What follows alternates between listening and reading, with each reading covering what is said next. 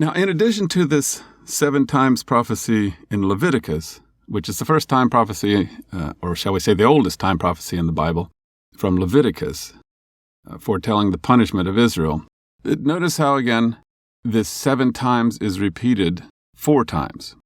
And we'll get to the significance of this repetition 4 times as we move along. There is another, interestingly enough, there is another 7 times prophecy further along in the Old Testament in the book of Daniel, chapter 4. And this is in reference to a dream that Nebuchadnezzar, the king, had.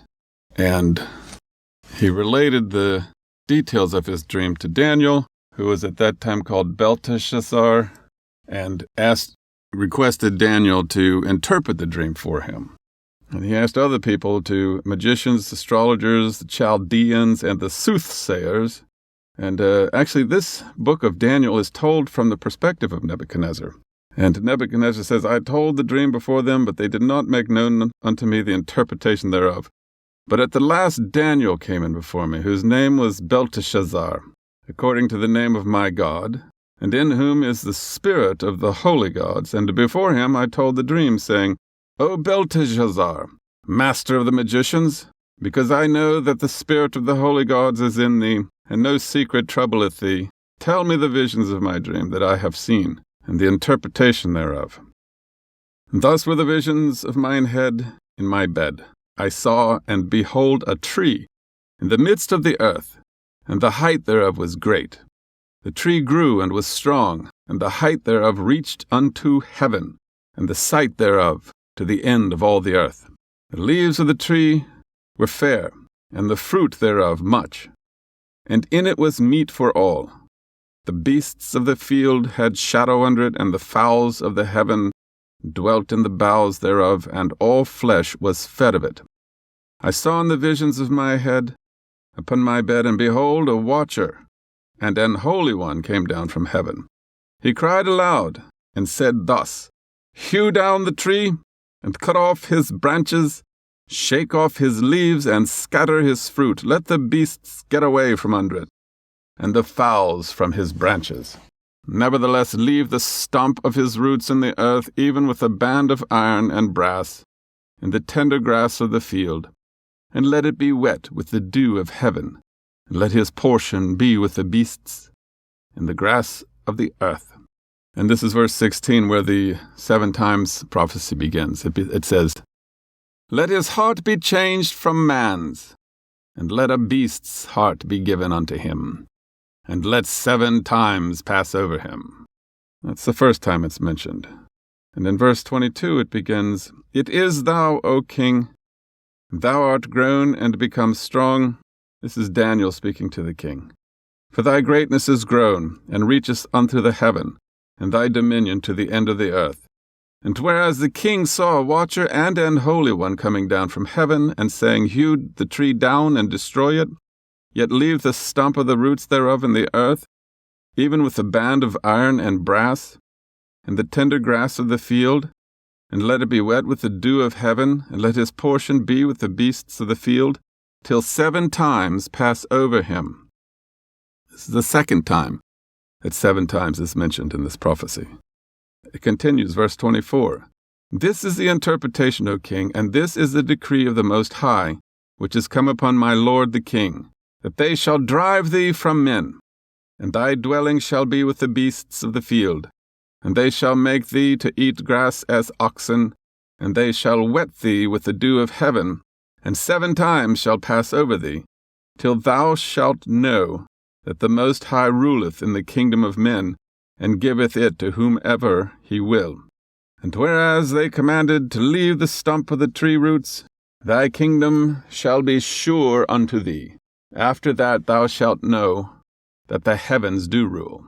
Wherefore, O king, let my counsel be acceptable unto thee, and break off thy sins by righteousness, and thine iniquities by showing mercy to the poor, if it be a lengthening of thy tranquillity. All this came upon the king Nebuchadnezzar. At the end of the 12 months he walked in the palace of the kingdom of Babylon. The king spake and said, It is not this great Babylon that I have built for the house of the kingdom by the might of my power, and for the honor of my majesty?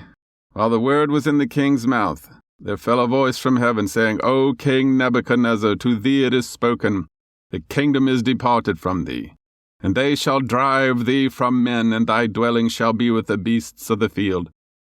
They shall make thee to eat grass as oxen, and 7 times shall pass over thee, until thou know that the Most High ruleth in the kingdom of men, and giveth it to whomsoever he will.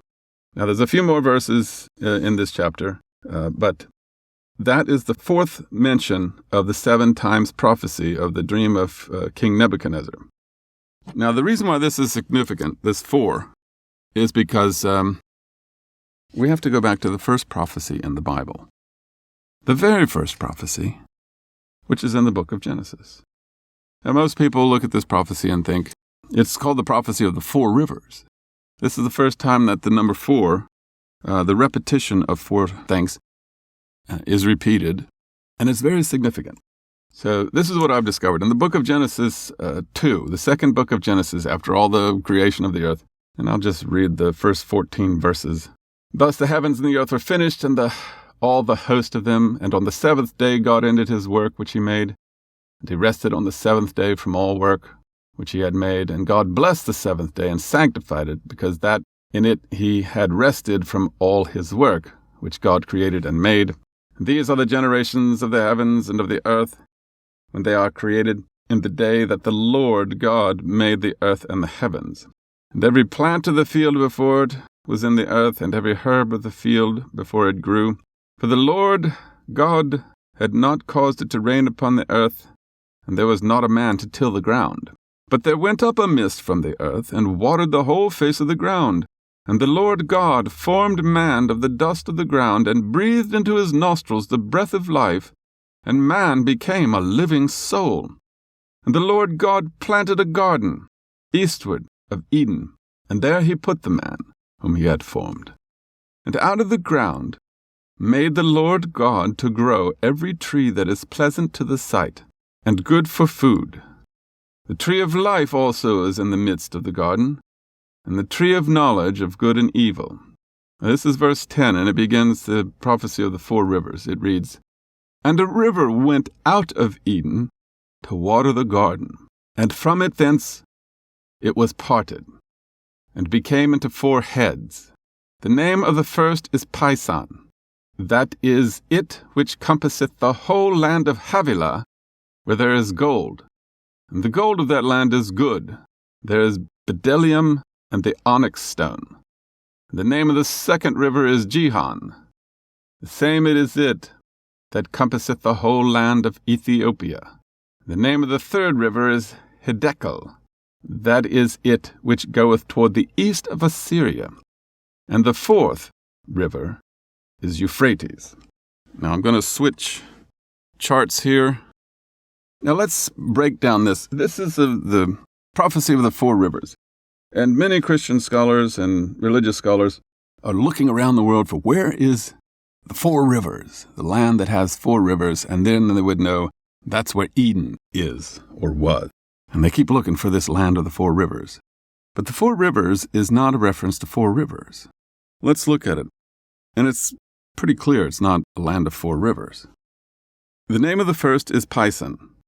That is it which compasseth the whole land of Havilah, and the gold of that land is good. Havilah means circular or complete, or in a sense, united. And my understanding is that this is a reference to the tribes of Israel. They were united. The gold of that land was good. They're God's chosen people. And let's look at the second river. The name of the second river is Gihon. I don't know how to pronounce it. The same is it that compasseth the whole land of Ethiopia. One of the first Christians was from Ethiopia. This is found in the book of Acts, chapter 8, verses 26 through 39. And the oldest Christian church is in Ethiopia. So this could clearly be a reference to this river is the religion of Christianity, the religion of Christ. And the name of the third river is Hiddekel. That is it which goeth toward the east of Assyria. Now, Assyria is the ancient land of Iraq, and east of Assyria is going to be Persia. Persia is the land of Zoroaster, who was a Persian prophet 1,000 years before the appearance of Jesus and after the appearance of Moses. And the fourth river is Euphrates. Now, here's an interesting point, interesting fact. I didn't make this up. Euphrates, the word Euphrates means to break forth. So this fourth river, Euphrates, it appears that there's some destruction involved in it because the very name means to break forth. The first Islamic conquest captured Iraq. And here's a picture of the Islamic conquest, the kingdom during Muhammad, and then the expansion during the caliphs, and then the Umayyads.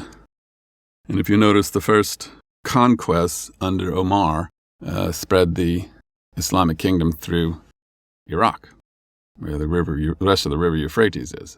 So, these four rivers are not four rivers. They are the four Abrahamic religions. These are descendants of Abraham: Moses, Jesus, Zoroaster, and Muhammad. So when the prophecy of the 7 times is repeated 4 times, the reference could quite possibly mean that during each of these Abrahamic religions, the punishment of Israel will endure. And it was during the dispensation of Moses that the Jewish king Manasseh committed his sin, and the kingdom of Israel was lost. And it endured through the Zoroastrian dispensation, the Christian dispensation, and the Islamic dispensation. And it ended in 1844, in the year 1260 of the Mohammedan calendar, with the coming of the Bab and Baha'u'lláh, and Baha'u'llah's son, Abdul Baha. An interesting point, I must confess myself. So let's go back to the prophecy of the 7 times with respect to Nebuchadnezzar's dream. If we lay it out on the timeline, his dream was, I've done some research on this, so you can correct me if I'm wrong, 602 BC was about the time he had this dream. And if you put it on the timeline, once again, it resolves in the using lunar years. Wouldn't you know? It resolves exactly at 1844. How are you supposed to know that is a good question. And the answer is you're not supposed to know this until the promised one comes and tells us. And without the appearance of Baha'u'lláh, the Bab, and without Abdul Baha's clear elucidation and explanation about the 70 weeks and the 1260 days and the lunar years and the solar years, we would not be able to figure this out. So if we were to thank and praise Baha'u'lláh for giving us Abdul Baha, the length and breadth of the universe, we still would have fallen short in our duty and still wouldn't be worthy of anything. Okay, now let's talk about the 1260 days. From the Hijra, which is 622 AD, Abdul Baha has explained to us from the book of Revelation, 1260 days. In Revelation chapter 11, I shall send my 2 witnesses, and they shall prophesy 1,260 days, clothed in sackcloth. Abdul Baha has explained this prophecy over and over, so I'm not going to add anything to it. But suffice it to say, from the Hijra to the year 1260 coincides with 1844, that the 42 months that the beast will rule and overthrow Islam, which is the Umayyads and everyone since then. Now, what's interesting is you can see on the time chart that the prophecies from Revelation that Abdul Baha has explained are in red. There's another prophecy, there are 2 prophecies from Daniel in the 7th chapter and the 12th chapter, which also refer to 3.5. Now, 1260 days is 42 months, is 3.5 years. In Daniel's prophecy, he talks about times and half for the coming of